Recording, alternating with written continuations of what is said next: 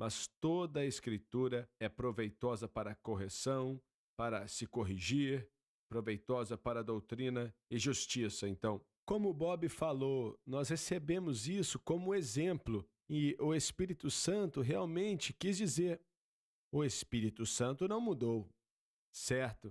O título desse livro podia ser Atos do Espírito Santo, certo? Então, por que alguém diria que não é relevante para hoje? Porque as pessoas não querem que seja relevante para hoje, querendo continuar em sua própria. Olha, quando o mover de Deus vem, quando o Espírito Santo se move, você precisa fazer duas coisas. Tem que se aderir totalmente à palavra de Deus.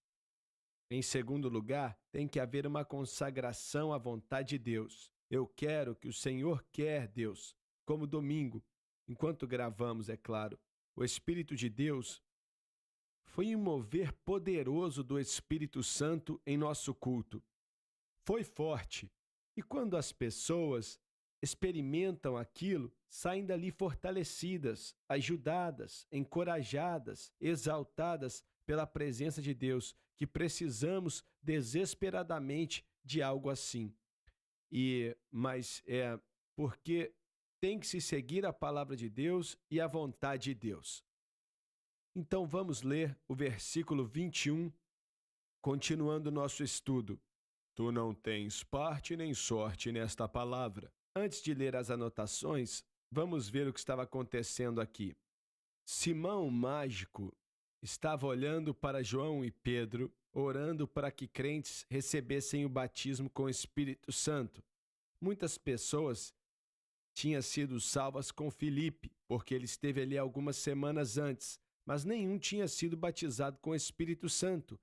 Então Pedro e João vieram de Jerusalém com o propósito de pregar o batismo com o Espírito Santo e muitos estavam recebendo. Não sei se todos receberam ou não, mas muitos receberam. Simão, o mágico, e as pessoas discutem se ele foi salvo mesmo ou não, mas de qualquer maneira, ele viu o que Pedro e João estavam fazendo, impondo as mãos sobre as pessoas, orando por eles, e eles foram batizados com o Espírito Santo. E ele fala para Pedro e João: posso te dar dinheiro, ou seja qual for o caso, e você então me ensina como fazer isso, e aí eles vão ser cheios quando eu orar também e tal. E Pedro falou: você não tem parte ou sorte nessa palavra. E como explicamos no último programa, palavra aqui, no grego, é logos, e outra tradução poderia ter sido também fala ou palavra, como está aqui. A palavra aqui, que está escrito logos, quer dizer uma palavra ou uma declaração. Pedro estava se referindo às pessoas que oravam em outras línguas. Porque o teu coração não é reto diante de Deus. A vontade própria é a causa de um coração maligno. Eu acho que é o consenso da maioria das pessoas que estão aqui, que Simão acreditava e aceitou ao Senhor, mas permitiu que voltasse para o seu antigo padrão, sua vã maneira de viver, mas existe uma certa evidência que ele mais adiante corrigiu a situação. Nós discutimos os dois lados aqui do argumento, e ainda que não vamos resolver tudo, mas pelo menos aqui o que fazemos quando estamos errados. E esse é o problema. Você pode repetir? O verdadeiro problema é o que você faz quando está errado. Quando a pessoa está errada, como consertamos? É o que estamos vendo aqui agora, certo? Então, o que deve ser feito? No versículo 22, diz aqui: então pode ler: arrepende-te, pois, da tua iniquidade. Proclama quão terrível foi o pecado, ainda assim a esperança é oferecida. E ora a Deus para que porventura te seja perdoado o pensamento do teu coração. Nos diz que só Deus pode remediar essa situação, e Ele sempre vai remediar baseado no verdadeiro arrependimento que diz que Ele está certo e eu estou errado.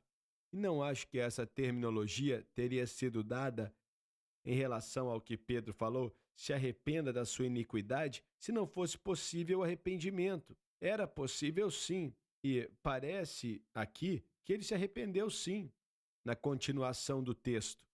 Pois vejo que se refere ao Espírito Santo informando Pedro sobre a causa exata e não só sintomas. Estás em fel de amargura, uma condição de maldade extrema e em laço de iniquidade, um laço de ganância por dinheiro, poder e controle sobre outros homens. Respondendo, porém, Simão disse: Orai vós por mim ao Senhor. Demonstra uma atitude correta por parte de Simão, para que nada do que disseste venha sobre mim, em referência a ele potencialmente perecendo, se ele continuasse naquele curso específico.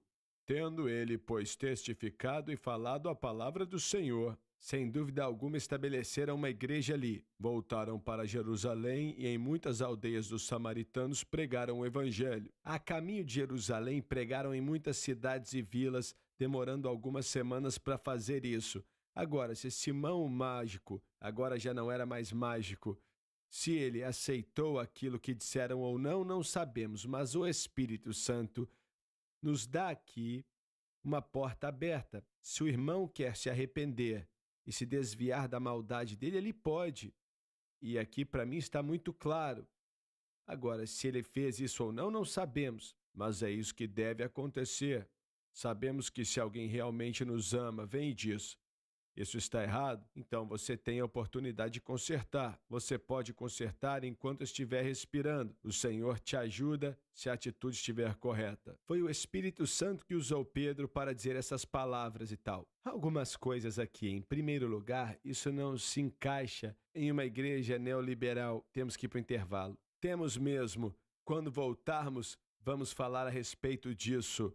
Você não pode perder a segunda parte.